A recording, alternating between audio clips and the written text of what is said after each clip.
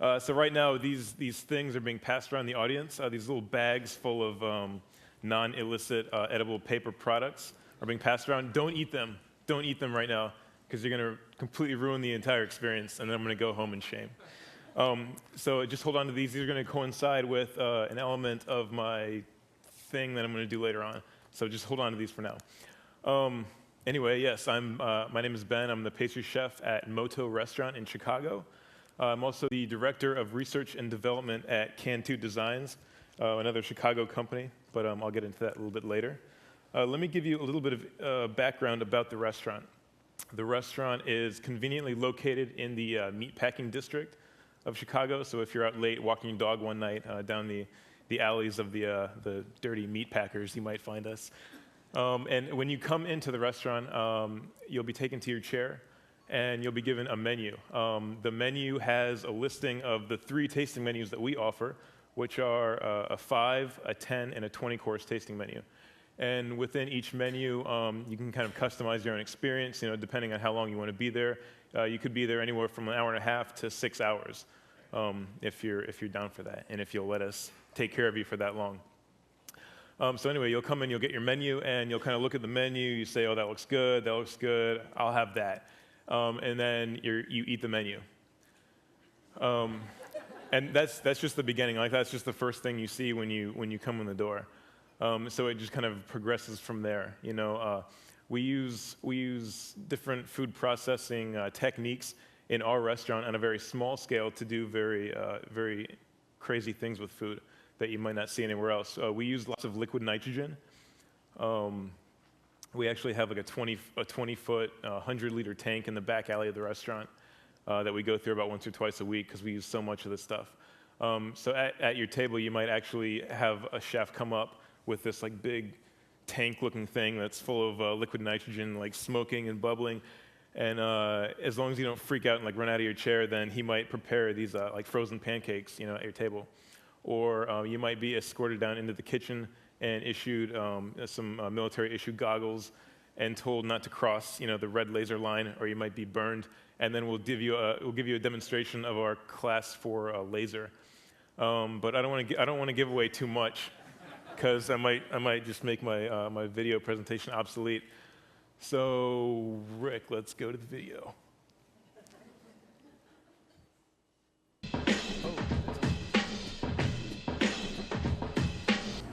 So this is, we're going to do some carrot cake.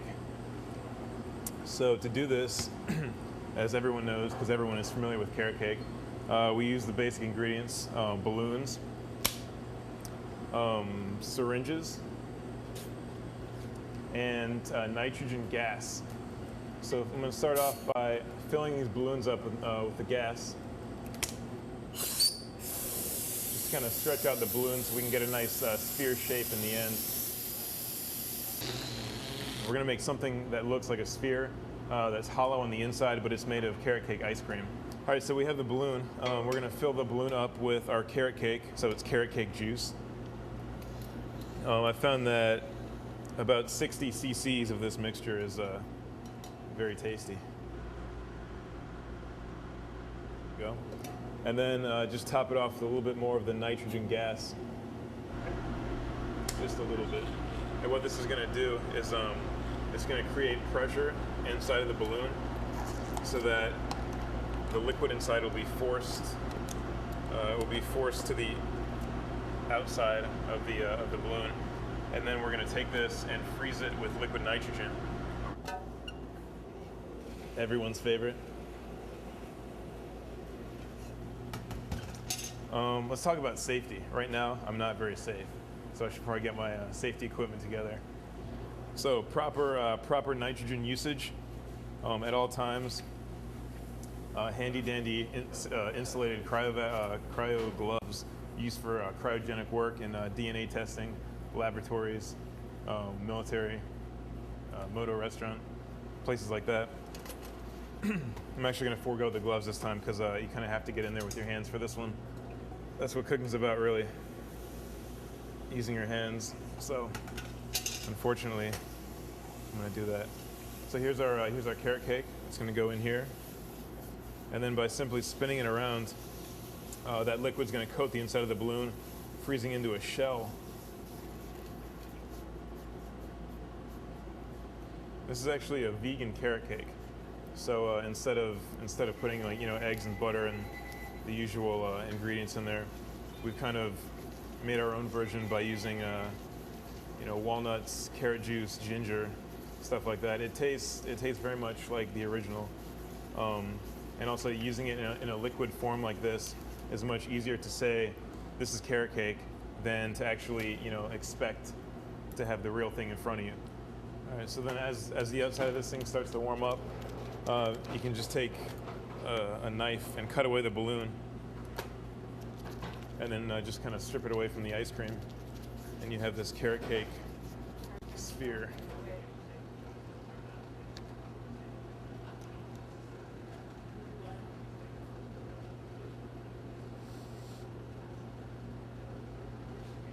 So I mean, it tastes like carrot cake. It looks like an Easter egg, kind of. You can break it open. So this thing really is hollow inside.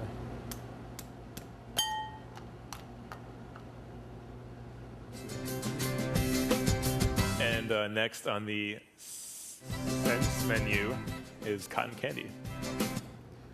All right, so this is another way to kind of transmogrify a certain flavor into a different form.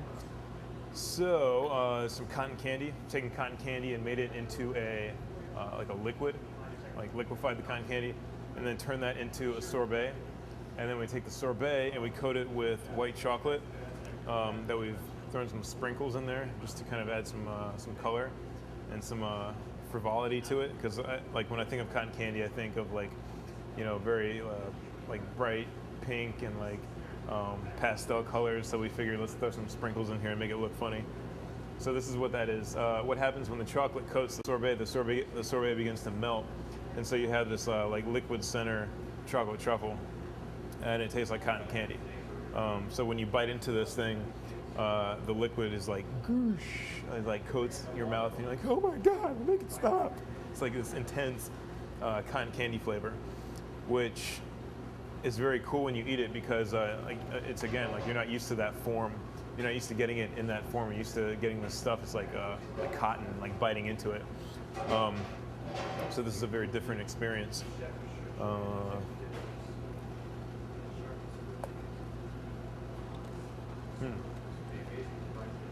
have to make sure you're taking it in one bite, or else it goes all over the place. That actually happens a lot. Yeah, so anyway, this is a good time for you to pull out your pack of, or your slip of cotton candy. So this is some fine artwork that we've procured and put onto some flat planar edible substrate, kind of like edible paper, but not really. You'll see there's actually a disclaimer at the bottom. So if you try and replicate this in any form or fashion, we will find you. We know where you are. But anyway, you're going to eat this along with me. I'm going to eat one too to make sure that nothing bad happens in this next portion of the video. So hold on for one more second. I swear to God, you're going to eat it. Okay, go. Go, go. So then after giving the guests this chocolate truffle, which is something that pretty much everyone can enjoy, we're going to try and get them to eat paper. So we fashioned this cotton candy paper with the image of cotton candy that tastes like cotton candy. There's even a legal disclaimer here for the technique of creating these flat planar edible substrates out of food products. And so then the guest is instructed to eat the paper.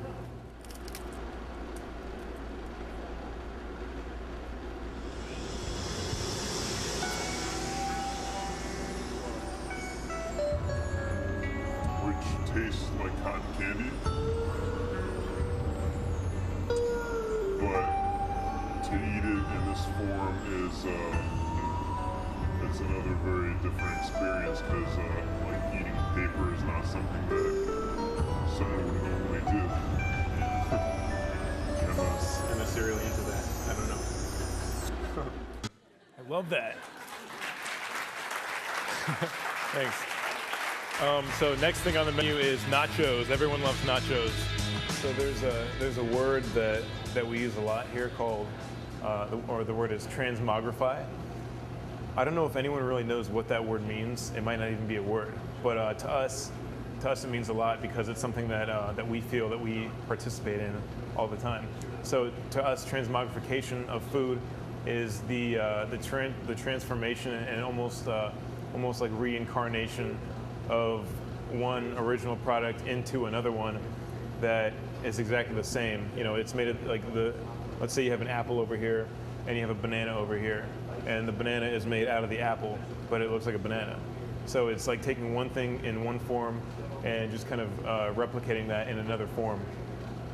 So what does that mean? Like, how does that make any sense at all? Or like, how do we use that? I'll show you. So we're going to do a dessert based on kind of like South American flavors, you know, Central American flavors, things that you would find that are sweet in that region. And we're going to kind of put it together in a way that also makes sense from the same region, but it's something that is unexpected that you wouldn't normally see. So we have some tortilla chips, like basic corn tortillas that we fried, and then we kind of soak them in a sugar solution and then coat them with sugar again and dry them out so they're candied. So these are candied corn chips. Same texture as a regular fried chip, but a bit sweeter, a little bit different. So I just kind of put a few of these onto a plate. We have this green chili salsa. It's actually kiwis that we've kind of filleted from the seeds that are in the inside and then tossed with a mint puree. So these are going to go just around here. And then this is a cheesecake that we've pureed and turned into something that looks like sour cream. So I'll put some of this on there. So you can see that this dish is becoming something very weird, something that doesn't resemble a dessert anymore. And then we have some mango. We've made a mango sorbet and frozen it like into a big brick. And then we take that brick of mango sorbet and we put it into a food processor, and we use a grater to grate it into liquid nitrogen. So we have something that looks like shredded cheese. We put some of this over the top. And it's cool because as this sits at the table, it begins to melt. So it looks like, you know, hot, like melted cheese. And then there's some chocolate that we've fashioned into something that looks like ground beef. So put some more of this on there. All right, so now you have this dish that looks like nachos, and when you get it, like you think that you're about to eat nachos, and you're like, oh, cool, I like nachos, but you know, why are we eating this at the very end? And until you take the first bite, and like actually, when you take the first bite, your brain is like your brain's telling itself that you're eating this savory dish that you've had before. Because I mean, I'm assuming like most people have had nachos before. That's why we're doing this, so that you have a reference, of something completely different to compare it to. So you kind of take a bite of it and you're like, whoa, it's a dessert. It's sweet and it's good.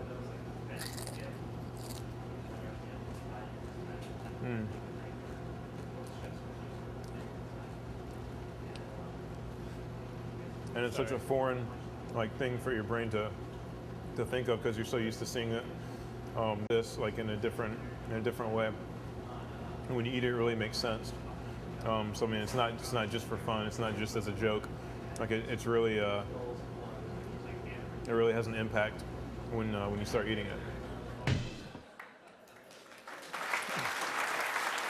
But wait, there's more. We're gonna take you down into the kitchen right now on a little tour. So one more thing, follow me this way. We're going to do a food and wine pairing here. This is a very interesting food and wine pairing, something that you may never have seen before. And to do this, we're going to utilize a Class 4 CO2 gas laser. This type of laser is the same type they use in operating rooms to do LASIK surgery. It's also used by the military to do ballistic missile testing, and sometimes used by other elements of the government for things that I don't even know. So if you want to focus your attention over this way towards the laser, we'll show you what's going to happen. All right, so this is a Class 4 CO2 gas laser. This thing is hot, all right? It's like 2,800 degrees. It can vaporize anything from a vanilla bean to a side of a tank. So what we're going to do with it today is we're going to create a food and wine pairing inside of a wine glass. So I've got a vanilla bean right here, and using the laser, which burns at about 2,800 degrees, we're going to vaporize this and catch the smoke in this wine glass. So what's the point of doing this? Typically, when you do a food and wine pairing, there's not much leeway. It's either you like the wine or you don't. So with this method of not really changing how the wine tastes, but like changing your perception of the wine, you can customize any wine with any different flavor to kind of make it go better with your course. So in this case, we're probably going to pour some kind of red wine that's been aged in French oak, because that tends to impart a little bit of a vanillin quality, which is very similar to vanilla. So that kind of makes sense. And then that would be paired with like a really savory, probably meat course. All right, so from here, this wine glass is going to get carried up the stairs into the dining room. It's going to come back to the guest table, and then we're going to flip the glass over, and this vanilla smoke will kind of come out of the top. And you have to be sure that you don't like inhale. I'm just kidding. You have to be sure that you don't inhale the vapor, because it's a little bit harsh right when it comes out of the laser. It's so intense. It's like you're eating 10 vanilla beans. So you have to kind of let that vapor escape from the glass. They're going to come over and pour some wine in your glass, and then like as you kind of swirl it around and as you drink the wine, you're able to smell the vanilla, and by way of smelling it, you can kind of taste it with the food that you're eating and with the wine that you're drinking. So this is a very interesting way of incorporating a flavor without a flavor, or like a different sense to the dining experience, like in a sensorial application. All right, so